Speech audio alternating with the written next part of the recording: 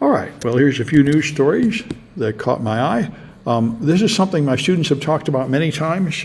When you analyze malware, you do it in VMware virtual machines, and the question comes up, is that secure? Could the malware escape from the virtual machine? And my general answer has been there have been such escapes, but they're kind of rare. But apparently, there's a pretty serious set of escape bugs out there now for basically all the VMware products. And so these are vulnerabilities that will let you take code inside the virtual machine and escape and run code on the host. So it does happen now and then, and that's a thing to be aware of. So certainly everybody using VMware should patch it. Now, another consideration is that Broadcom just brought VMware, and they removed the free ESXi, and they changed the licensing so it's much more expensive to run. So a lot of people are moving away from VMware now, feeling like the new corporation is going to change the price and make it unpleasant to use. So we're going to see. So far, we still have a free version of VMware Fusion Player and VMware Workstation Player that we're using, but maybe they'll take those away. And if they do, we'll have to switch to VirtualBox or something. Anyway, for the time being, we still have VMware to use, but if you're using it, you should be updating it. Not that I have. But, I'm running my machines to be deliberately vulnerable to other attacks anyway. But, and I'm not trying any new malware. I'm using old canned malware that isn't going to have these attacks. But anyway, it's a thing to be aware of, that the VMware is pretty vulnerable. Now, I have an account with the Washington Post, but I didn't put it in this browser. That's annoying. And it's not that important anyway. All right. This one's kind of annoying too, but it's hard to find one. In New York City, apparently, the crime has risen a lot. And so they're freaking out. So the governor of the state of New York has sent the National Guard to be subway cops patrolling the subways and inspecting bags to make sure people aren't smuggling weapons and stuff onto the subways. So I guess it's getting pretty bad there. It reminds me of the bad old days when Giuliani was the mayor there to get rid of the crime. So apparently, these forever chemicals, these are plastics contain these chemicals which stay in the environment forever and get around, and they apparently are very bad for people. They retard your development and such, and apparently in the US we've had a lot of packaging here, and now they're finally going to take it out of the food packaging. So that would be a lot better. I guess it's been in microwave popcorn bags and takeout boxes and other bags. And they say this is the major source of dietary exposure to these forever chemicals. So I guess it's good that they've stopped. I've heard people accuse this as the source of other things. I know one thing that has happened is the amount of sperm counts of men have apparently dropped by 50% in just the last few decades, and no one quite knows what the cause is, but this is one possible cause. So it may be that it's having a lot of bad effects on people, and we really should knock it off. There's also in nonstick cookware. So they're cancer vaccines for people, and they ported them to dogs, and it doubles their survival rate for certain kinds of cancer. So this is very exciting.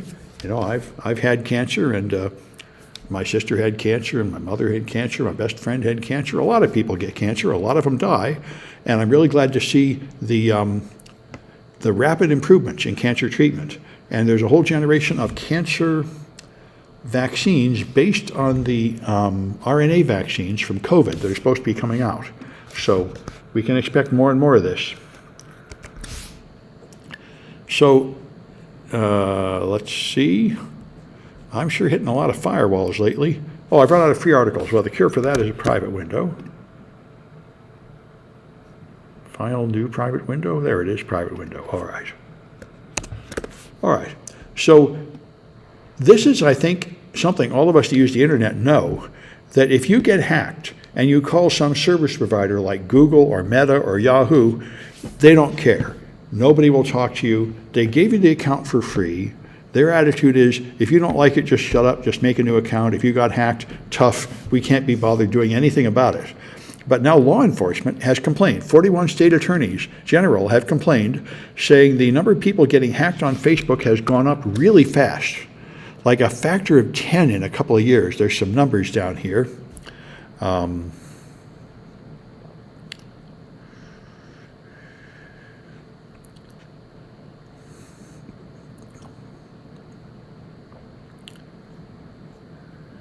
Yeah, it's gone between 2019 and 2023. It's gone from 73 complaints to 780. So they're saying you people have some security problem that is really hurting people, and it's getting worse really fast, and they're all calling the police and the FBI and everybody to deal with it, and we can't deal with it, and it's a ridiculous waste of our time to try to deal with it. We need Facebook to improve their security. So we'll see if law enforcement pressure can convince Facebook to do something. Apparently, there is something really wrong with Facebook security. All right. And China has a serious problem, which has been deliberately caused by the United States. And I remember our ambassador to China went there and then came back and said, yes, we are absolutely arranging policies to hold back China's development of technology and make sure they stay behind us, which is a pretty rotten thing to do and a pretty rotten thing to admit publicly. But we're really open about doing this. So China cannot get enough GPUs to run AI. And if you want to develop new AI startups, you need a lot of GPU time. So they're providing computing vouchers to help startups pay for GPU time. But as they say, this doesn't really fix the fundamental problem, which is they don't have enough hardware. There's not enough actual available GPUs for them to work on. So we will see if America's attempt to strangle China's technological development by denying them our hardware will really work. I think it will not work. I think China will rapidly spin up their own factories, generating their own GPUs, and then we will just lose control of them. But this is the road we are on. I'm very displeased with our increasing hostility towards China, but it's certainly happening, and the government people are not asking for my opinion. So Sam Altman, who is famous as the CEO of OpenAI, before that was also the CEO of WorldCoin, and I think he still is. And WorldCoin is a very strange idea, which is related to the same pie-in-the-sky stuff as the artificial general intelligence stuff. He believes, this is sort of a religious conviction. I compare it a lot to Scientology. What the leaders in Silicon Valley believe that AI and intelligent machines are going to do all the work. Nobody will have a job at all. Everybody will be on welfare, which will be universal basic income. And now the fraud will be people collecting extra copies of universal basic income. So WorldCoin is this plan to record everybody's eye images around the whole world and know who the real people are so you can then distribute money. And so he's been sending these orbs to other nations, although not the U.S., because I think he knew he couldn't satisfy the privacy requirements of the U.S., so people can go scan everybody's eyes, and everybody that joins is automatically allocated some cryptocurrency. And the cryptocurrency will float, and that's how you're going to distribute the welfare. So this is his pie-in-the-sky thing, and Spain has just kicked him out on the same grounds as the U.S. would probably kick him out, that it doesn't appear to obey privacy laws. So anyway, this is his plan, and a lot of what happens in Silicon Valley is based on this sort of science fiction dream of what the future is going to contain. All right, let me get rid of this one. I think I can just inspect the element and get rid of this one.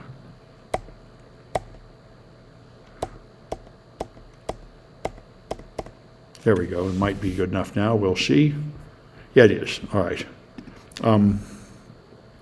So this is something I've heard about, and here's another article about it in California. People have security cameras on their home, but the security cameras connect wirelessly. And so what thieves do is they get a Wi-Fi jammer, and people tell me you can buy them on Amazon. You buy a Wi-Fi jammer, so you jam the signals, so now the cameras are turned off, then you can break in the house and get no records. Hello. So anyway, it's a thing to be aware of, and the cure is not obvious. I mean, you might want to wire your cameras with Ethernet, which is, of course, much more difficult to do. You got to drill a hole in the wall and all that jazz. I've heard some people say there may be some other Wi-Fi devices or Wi-Fi protocols you could use that would be harder to jam, but I haven't found any clear recommendations of what you would exactly buy to accomplish that. Anyway, it is a thing to be aware of. The cops are onto this. The crooks are onto this. They will jam your camera when attacking your house. All right. right, and prompt engineering is something I've talked about in previous classes. Prompt engineering is the attempt to make a science of generating your prompts to get better answers out of large language models. And there are about 6 known techniques. One of them is to tell it to do things step by step and explain every step as it goes. One is to just ramble and repeat longer series of instructions, which will more get it on target. But now people are saying all of this is useless, because one thing that was discovered fairly recently is if you tell it that we're in a Star Trek plot and you're imitating an officer in Star Trek, it will now give more accurate answers. And people don't really know why. So what they're saying is AIs are going to write their own prompts. They're going to optimize their own prompts, and that's going to be the wave of the future. So we'll see. All right. Well, that's enough of the news. What's that? Somebody put out research, use a smaller large language model to do a prompt engineering to make it more efficient to get the answer from the large language model. There's two types. There's the big ones that supposedly know everything, and then there's small optimized ones.